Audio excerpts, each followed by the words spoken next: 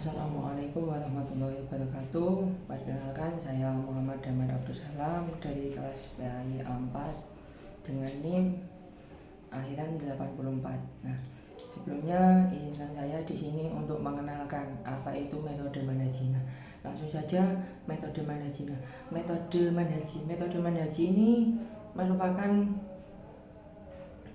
suatu metode penerjemah Al-Quran yang mana metode ini digunakan untuk menerjemahkan Al-Quran. Metode manhaji ini dikemukakan oleh Muhammad Anas Adnan LC MAG.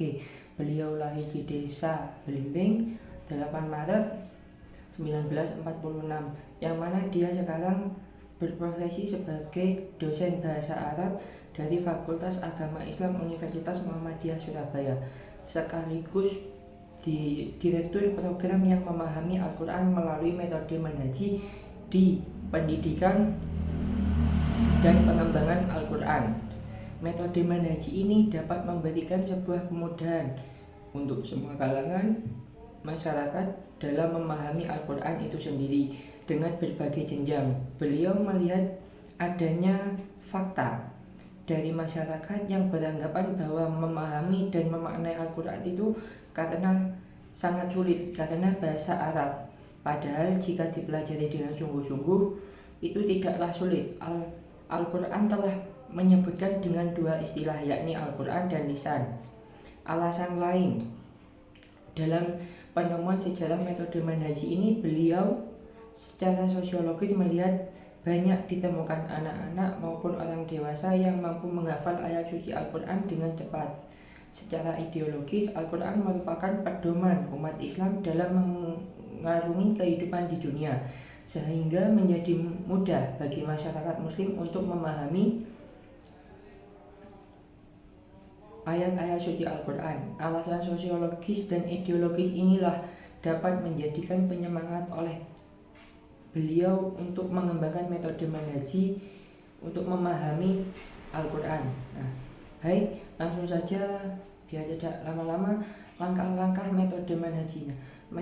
Langkah-langkah metode manhaji ini sebenarnya ada 3. Tahapannya itu ada 3. Nah, baik, untuk yang pertama itu tahap analitik.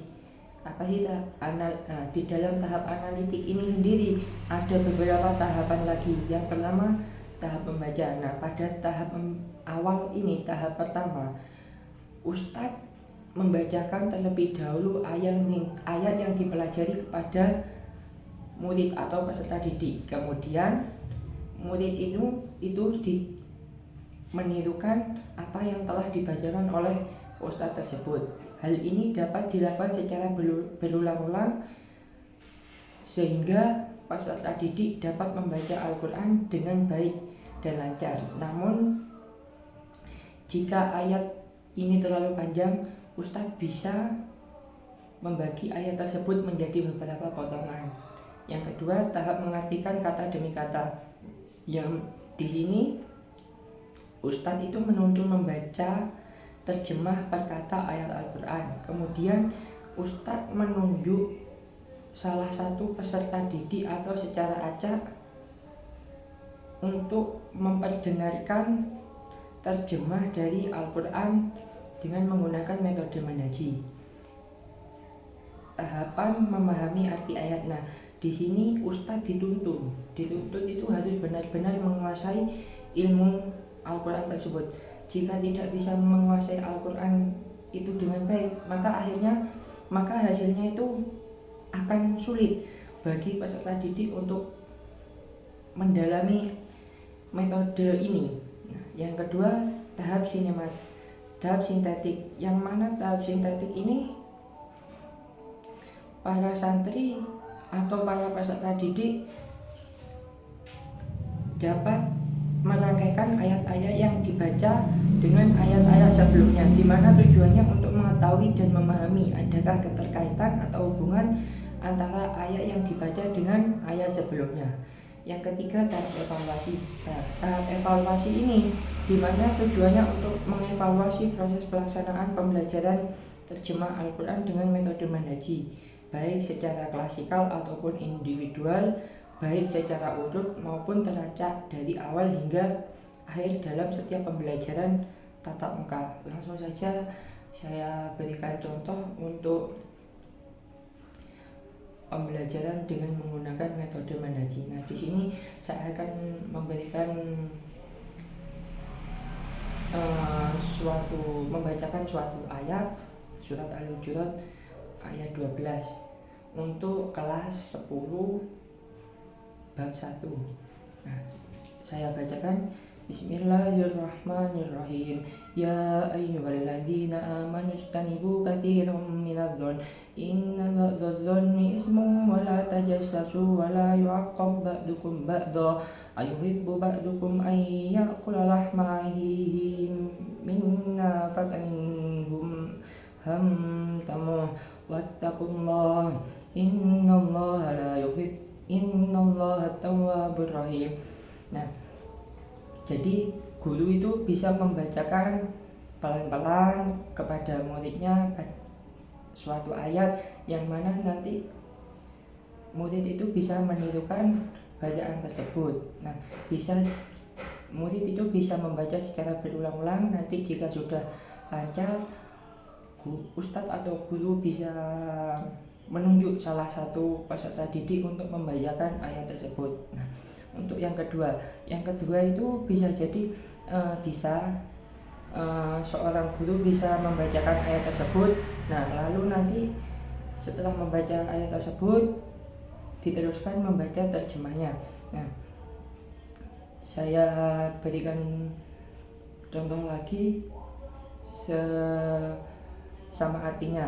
Bismillahirrahmanirrahim.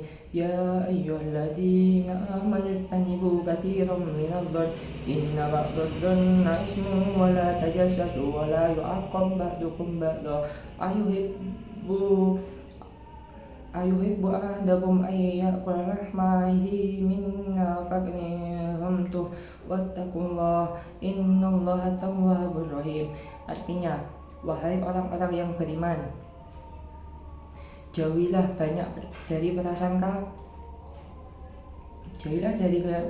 prasangka, sesungguhnya sebagai prasangka itu dosa, dan janganlah kamu mencari kesalahan orang lain, dan janganlah ada di antara kamu yang menjunjung sebagian yang lain. Apakah di antara kamu yang suka memakan daging saudaranya yang sudah mati? Tentu kamu merasa jijik, dan bertakwalah kepada Allah. Sungguh Allah Maha Penerima Tobat dan Maha Penyayang. Nah, di sini barusan sudah saya jelaskan, bisa guru atau ustadz bisa membacakan ayat sama artinya, nanti murid bisa menirukan sampai lancar, sampai baik dan benar membacanya. Nah, bisa jadi nanti itu ustadz juga menunjuk salah satu murid untuk membacakan ayat tersebut sekaligus sama artinya. Nah, baik, mungkin itu saja dari saya untuk materi metode Manhaji di tingkat dasar. Kurang lebihnya mohon maaf jika ada salah kata. Saya akhiri. Ihdinas siratal mustaqim wal afu minkum. Assalamualaikum warahmatullahi wabarakatuh.